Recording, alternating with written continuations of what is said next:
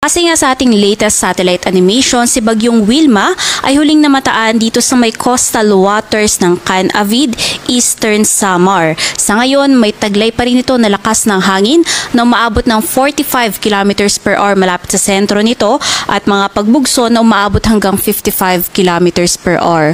Bumagal nga yung pagkilos nito at sa ngayon, almost stationary. Samantalang yung shear line nga o yung salubungan ng hangin galing northeast monsoon at dito sa bagyong binabantayan natin ang siyang nakakaapekto sa may silangang bahagi ng Southern Luzon. Patuloy pa rin nga din yung pagbugso ng northeast monsoon dito sa natitira pang bahagi ng Luzon. Base nga sa latest forecast track ng Pag-asa, inaasahan nga natin na anumang oras mula ngayon ay maaari na maglandfall either dito sa may Eastern Samar o Northern Samar itong si Bagyong Wilma. Pagsampa nga niya dito sa kalupaan ng Kabisayaan, inaasahan nga natin yung pagbilis na ng pagkilos nito pakanluran at maaaring bukas ng hapon ay nandito na ngayon sa may coastal waters ng Bataan, Aklan.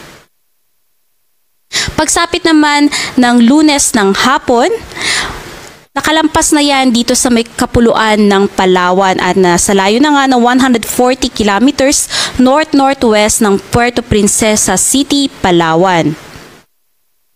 At inaasahan nga na patuloy pa rin ang pagkilos nito pakanluran at maaari na makalabas ng ating Philippine Area of Responsibility ng Tuesday. Tuesday afternoon nga nasa layong 155 kilometers southwest na ito ng Pag-asa Island, Kalayaan, Palawan, labas ng ating Philippine Area of Responsibility. Nandun pa rin nga yung forecast natin na kung saan mananatili itong tropical depression hanggang sa makalabas ng ating Philippine Area of Responsibility.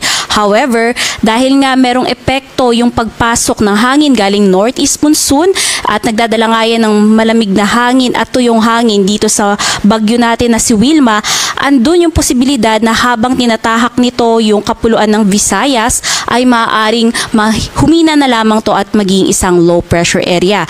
Kaya patuloy po tayong mantabay dito sa Pag-asa hinggil nga magiging development nitong bagyong si Wilma.